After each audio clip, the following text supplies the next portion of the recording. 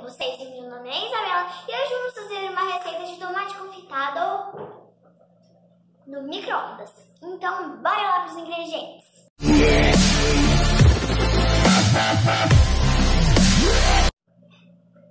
Nós vamos usar uma caixa de tomatinho, um sachê de sazon, as nossas ervas finas do outro vídeo. Aqui vamos usar ervas frescas, a gente está usando manjericão e alecrim. E aqui a gente coloca açúcar, uma xícara de açúcar e o azeite. Depois de partir os tomatinhos ao meio, a gente vai salpicar os nossos ingredientes aqui por cima. Não tudo, bem? O tanto que você achar que deve. Aqui vamos salpicar o sazon.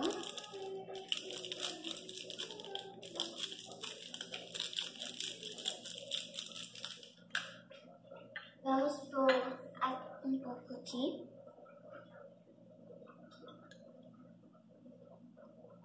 O cheirinho tá gostoso. E um pouco do açúcar. Viram? Agora vamos pegar o azeite. Com azeite.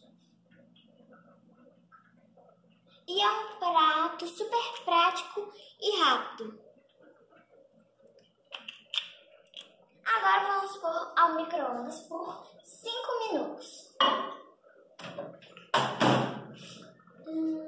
Gente, meu pai tirou do micro-ondas porque estava bem quente. E a gente pôs um pouquinho menos porque a nossa vasilha é pequena. Se você quiser fazer com uma vasilha maior, põe os 5 minutos, mas a gente usou 3.